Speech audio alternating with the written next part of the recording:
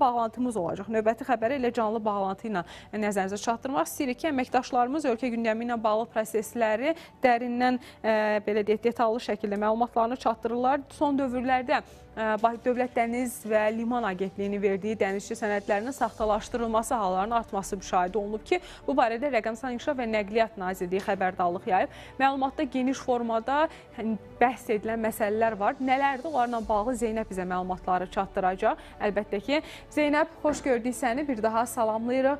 Bu xəbərdarlıq nə deməkdir? Xəbərdarlıqda hansı məqamlara xüsusi diqqət çəkilir? Səndən eşidək. Hər vaxtın xeyir olsun Nuranə. Bəli, siz artıq vurğuladınız, ilkin detallı ilə bu istiqamətdə informasiyanı çatdıracağıq. Qeyd edilək ki, Rəqəmsal İnkişaf və Nəqliyyat Nazirliyinin tabeliyində olan Dövlət Dəniz və Liman Agentliyinin yeni informasiyası var.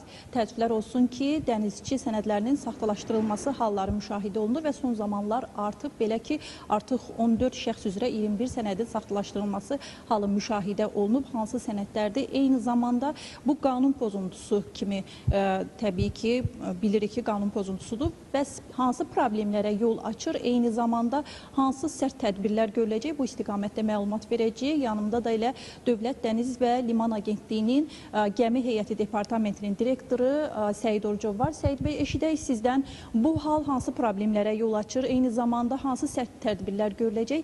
Buyurun.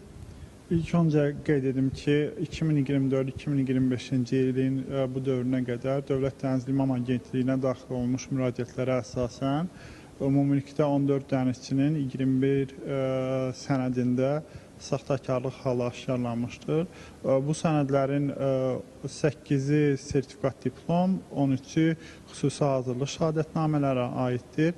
Həmçinin bildirmək istəyirik ki, bu sənədlərdən bir qismi xarici ölkəyə aid şirkətlər tərəfindən müraciətə əsasında müəyyənləşdirilib, digər qismi isə dənizçilərin bizə sənədlərin yenilənməsi ilə bağlı müraciətlərə əsasında bizim əməkdaşlar tərəfindən aşkarlanmışdır. Bütün bu saxtakarlıq halları ilə bağlı bütün materiallar hüquq mühafizə orqanlarına təqdim olunub və bildiyimiz kimi bu qanunla cinayət məsuliyyəti səbəb olur və bununla bağlı araşdırma gedir. Bizim tərəfdən də bu məsələlərlə bağlı ciddi layihələr hazırlanır və Beynəlxalq Dəniz Təşkilatının beynəlxalq konvensiyaları və milli qanunvericiliyin tələblərinə əsasən həmən insanların qeyd olunan sənədləri qanunvericiliyə uyğun olaraq ləğv olunacaq.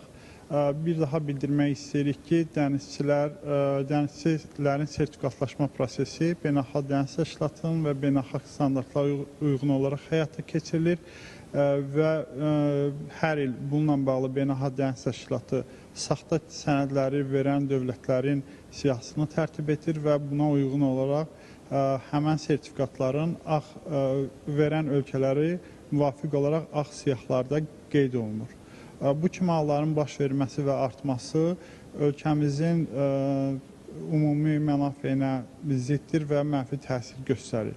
Əlavə olaraq bildiririk ki, bütün tərəflərə, həm dənizçilərə, həm də bu sahədə, sektorda maraqlı olan bütün tərəflərə müraciət edərək bu kimi halların baş verməsi halında Dövlət Dəniz və Liman Agentliyinə məlumat vermələrini xahiş edirik. Təşəkkür edirəm, detallı geniş informasiya verdiniz. Bəli, Nuranə, artıq biz Dövlət Dəniz və Liman Agentliyindən hansı informasiya var idisə onu çatdırdıq. Təbii ki, elə departament rəhbəri Səid Orucovla birgə dənizçi sənədlərinin saxtalaşdırılması halları nələrə yol açır və eyni zamanda qanunvericiliyi ilə hansı, belə deyək, artıq işlər görüləcək, bu istiqamətdə məlumat verdik. Hələlik isə bizdən bu qədər. Söz yenidən səndə.